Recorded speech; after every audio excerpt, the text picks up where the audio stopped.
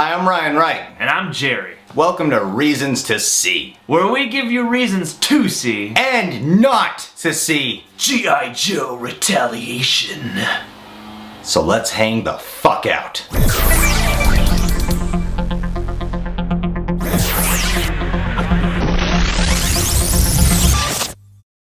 Security's early.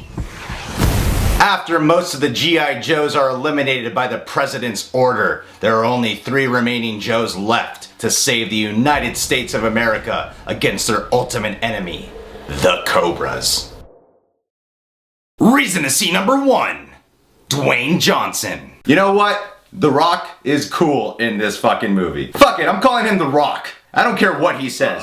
He is The Rock to me. Hopefully the guy does not rip my head off. After watching this movie, you're gonna wanna call him The Rock, because he is rock fucking solid. He gets better every single movie.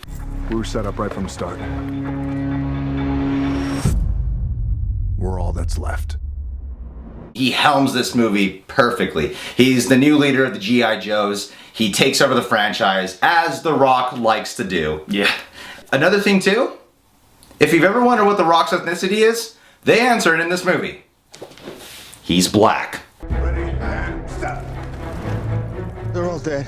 There's only one man who could authorize a strike like that. And I voted for him. World ain't saving itself. He is gigantic, but he's also like very well spoken and very charismatic. And He has some funny one-liners too, you know, he's good. And all those qualities sort of work really well as a high-ranking military officer. Yeah, absolutely. You know? So, way to go, Roadblock. Kudos to The Rock. Reason to see number 2, Channing Tatum. He's barely in the movie, but he's barely in this movie. He is my favorite thing about this movie. Yeah, I really wish this was the Channing Tatum and Dwayne Johnson hanging out movie. Their chemistry is so good together. Yeah, I want them to be in a buddy movie after this so we can see the extended version of that sequence. Drive it like you stole it. As your good friend, you need a new catchphrase. They play off each other very well. They have some great comedic timing together. One whole weekend, you looking after my little girls. Yep, as long as I can bring this. I love your kids, but they live to terrorize me. And on top of that too, when they're being badass action heroes, they look really cool together. Just everything about them made so much sense in this movie that I wish that was the center of this film. Yeah, that one time they get to kick ass together is really kick ass. Yeah, way to go, Channing, for the 2 scenes you had in this movie. Hey, those were 15 awesome minutes, okay? Reason to see number 3, Snake Eyes. Snake Eyes is the ninja of the G.I. Joes. He doesn't talk, you don't see his face. For some reason though, he is one of the coolest people in this movie. Well, just look at him. I mean, he just looks badass. He's got the helmet with this just 1 bar of sunglass material. Yeah. And just armor that looks like muscles and swords and stuff. Like, he's just a badass. And just the way he moves and like his fighting skills, his swordplay, everything about him is awesome. Underneath the suit is Ray Park. You might know him better as Darth Maul. Or Toad in the original X-Men. Yes, that's right. And he's the guy under the suit. And you kind of get some ideas about his character, I guess, through his body language. Maybe he has a heart, maybe he doesn't. I believe he has a heart, which makes him much more likable. He's an enigma. Reason to see number 4, Storm Shadow. Storm Shadow is the evil equivalent of Snake Eyes in this movie.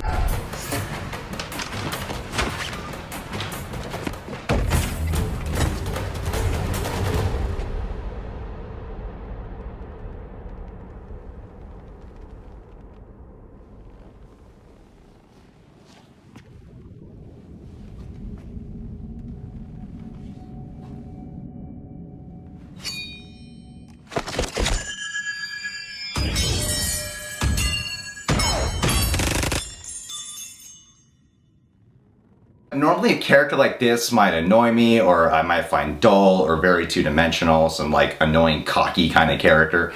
But surprisingly, I really enjoyed watching the guy. Yeah, no, I did too. It's an easy character to make tedious to watch, and I felt like you understand enough about him to at least get why he's doing what he's doing. And like his first scene, you know, he takes off his shirt and he's like just all wet, and you know what, he's got like these incredible abs. I was drawn to the guy's physicality, surprisingly. I would totally lick that guy's nipple. Reason to see number 5, the action.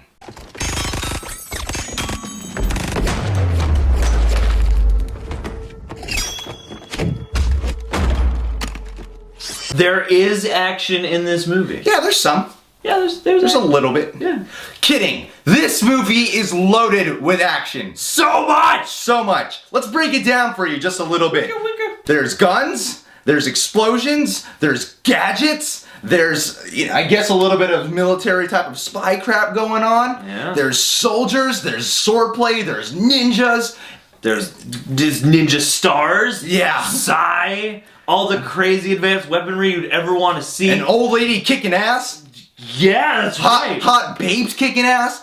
The only thing it's missing is titties. That's all this movie needed was some tits. And some children also kicking ass. Yeah, some little kids blowing shit up. Yeah. I mean, you got The Rock holding this gigantic motherfucking machine and just blowing up shit. He drives a tank, this gigantic tank that could fit in Bruce Willis's small garage. Idol's a little rough and neutral. I ain't gonna be in neutral.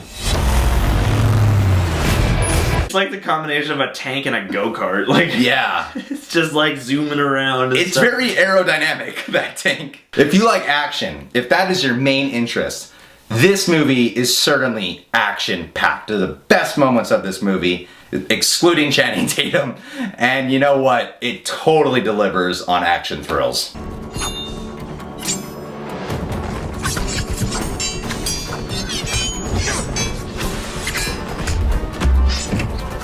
Alright, let's move on to the reasons not to see. Reason not to see number 1. Flint. So Flint plays one of the remaining G.I. Joes. You see, The Rock survives this blast and 2 are left, and there's Flint. At first, a rebellious, cool motherfucker who can do some awesome flips. Yeah, right. About 20 minutes in, they scratch all that, and he is one of the most boring dudes in the film. Yeah, I mean, he just kind of becomes nondescript after a while. Like, they just give him the same about thing. him. Yeah, he just give him the same thing to do for a while, and then that's kind of that. Did he have something to do in the movie besides be a survivor of the G.I. Joes? Nothing unique about the guy. I don't remember Nothing now. Reason not to see number 2. Doesn't take advantage of Bruce Willis.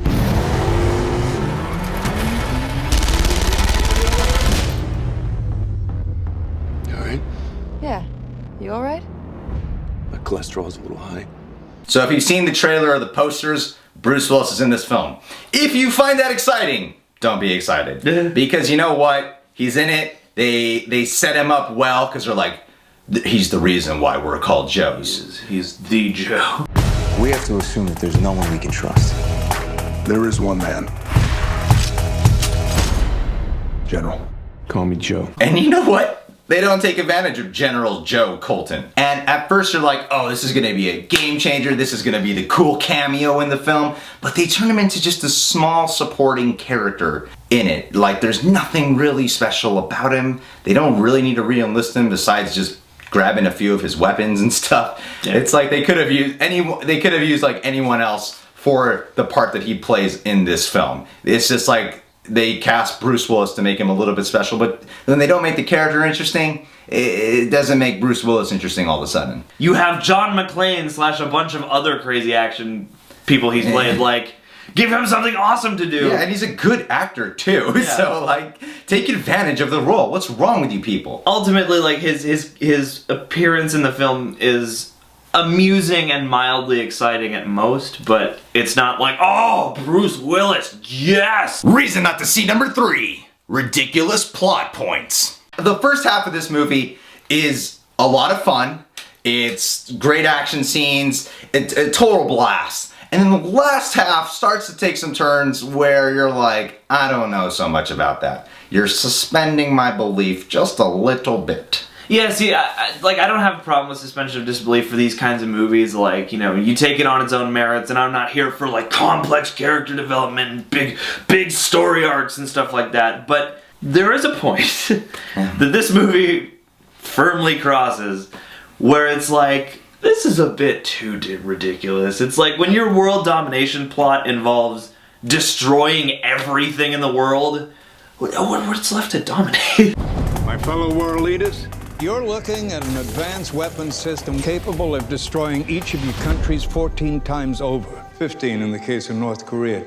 And all at the push of a button.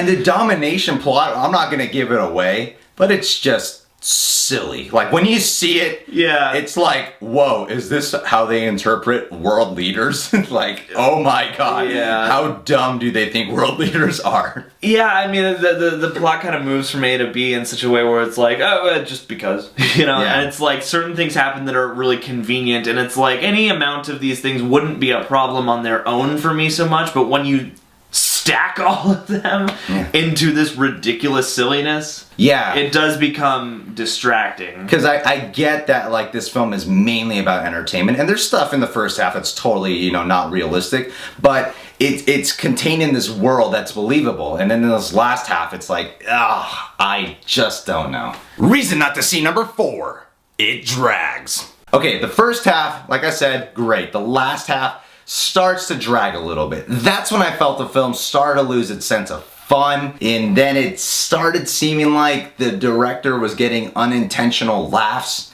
because he tried making a bad script have these moments of seriousness when I felt like he should have just kept it entertaining throughout. Yeah, I mean, to me it didn't really drag that much, but that also could just be because I was sometimes sitting there trying to think back and put together the stuff that got lost in editing. So I might have been distracted by either the ridiculousness of whatever was going on or trying to decipher certain editing choices. Alright, now let's move on to the split decisions. The one split decision. Split decisions, Lady J. Okay, so Lady J is this hot girl that is part of the G.I. Joe team, one of the survivors, and she's hot, but She is hot. that is all I thought she was capable of doing, was being hot. I thought she was very boring to watch. See, I didn't get bored watching her. I actually thought that she had some personality, and because she, even in those scenes where it's just her and Flint, I thought she brought the personality to those scenes. Like, I enjoyed watching her, and I enjoyed her, you know, quips and one-liners, and her playing off Bruce Willis and stuff like that. Like, I liked her character. I thought when her and Bruce Willis played off each other, I thought Bruce Willis was fun to watch. I didn't think she was fun to watch. I thought she was just a very bad actress, to be honest. Oh. Well, I enjoyed your performance, so... And I'll still have sex with you if you want. Alright, so all that stuff aside, what's your consensus then? Ryan's consensus! There are some fun, strong reasons to see G.I. Joe Retaliation. There are some fun, strong reasons to see G.I. Joe Retaliation. The first half is a total blast, and you know what? This movie is mainly made for action junkies, and it totally delivers on the action. Jerry's consensus! Yeah, there are some strong reasons to see G.I. Joe Retaliation. There are some strong reasons to see G.I. Joe Retaliation. For me, this movie kind of falls in the middle of these kinds of movies. I've seen big, loud action movies that I've liked a lot more, and I've also seen ones that have been tedious and I liked a lot less. So this one, you know, it's alright.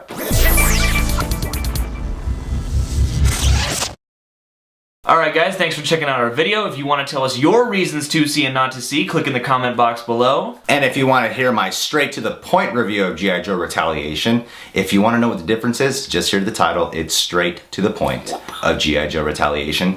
Click on the link right here. And if you want to see more episodes of Reasons to See, click the link right here. Alright guys, if you want to get updated every time a new review is out, go ahead and subscribe. Subscribe, peeps. Subscripto. Por favor, señorita.